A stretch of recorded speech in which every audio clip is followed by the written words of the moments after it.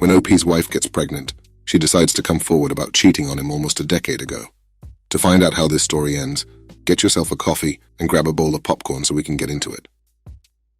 My ex-wife was 2 months along when she found out she was pregnant, and when she found out, she asked to talk.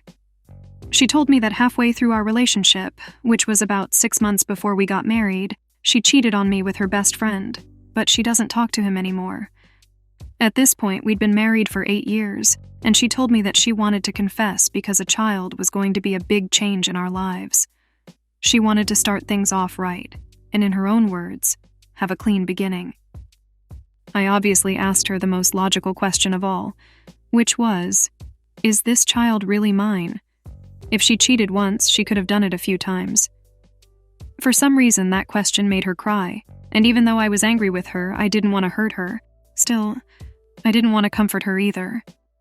I ended up leaving the room and going to the other side of the house to think about my action plan. Hours later, I was sitting on the sofa. I didn't want to see her face, but I heard her calling me, almost screaming my name. I approached her and she was in the bathroom bleeding, and it was quite a lot. We went to the hospital and apparently she had a miscarriage.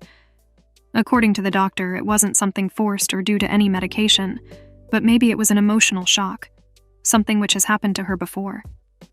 While she was sitting on her stretcher, waiting to be discharged, she asked me what I thought about things.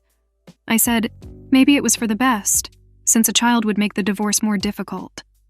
Words which made her cry again. I'm not going to lie. I love her, but at the same time I don't trust her anymore. If she could hide a slip for almost a decade, I don't know what else she could have hidden. Maybe this is just the tip of the iceberg. The only thing that haunts me now is if this child was mine or not. According to her, she's been faithful to me since then, and has never spoken to or seen any other guy but me, which I didn't ask her to do, but I still question it. Our relationship was good, but now I wonder if every good deed she did for me was out of love or the guilt of cheating on me. Anyway, I'm already planning a divorce, so I thank God that the child wasn't born because it would have made things complicated. As I said, I love her, but I can't live my life knowing that everything she did for me could be a lie, and also, I'm not forgiving a cheater. Now I want to clarify one thing. In my country, there's something called divorce by mutual agreement, which is a process that lasts less than a month. You don't have to go through any trial, just the signing of papers by both parties.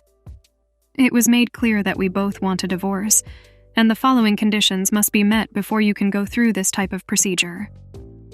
1. You must both agree. 2. You've been married for at least 2 years. 3. If there are minors or older children with disabilities, everything related to parental authority, food, tenure, visits, and guardianship must be resolved. And 4. You don't have any joint properties. Well, 2 days later she called me and told me to go to my father-in-law's house, which is where she'd been since her dad picked her up from the hospital that night. She wanted to talk, so I went with the divorce papers that my lawyer gave me. When I got there, she was with her dad, who's 70 years old. She wasn't close with her mother or siblings because when she started university, her parents separated, and she was the only one who wanted to stay with her father. So he was the only one with her. We talked about everything that happened, and after a few hours, she signed all the papers. She asked me if I hated her, and I told her that I don't feel the same love for her, but I had respect for her courage to confess something she could have kept hidden. I wished her good luck and told her to recover.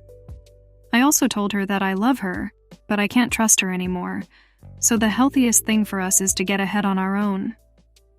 We gave each other one last hug and kiss, and I told her that I'd take care of everything, but if I needed anything, I'd let her know. Now I just have to take the papers to be legalized by a notary, and then take it to the civil registries for the registration of the divorce in the civil registry. Although I'm happy that this was solved the easy way, I still have a pain in my chest from everything that happened. I'll start therapy next week and I'll get through it, I guess. For anyone wondering why I didn't let this act of infidelity go, even though it was almost a decade ago, it's because I grew up in a family where both parents were unfaithful to each other and forgave each other. I ended up leaving home as soon as I could because they would talk every day about how to get past all the cheating.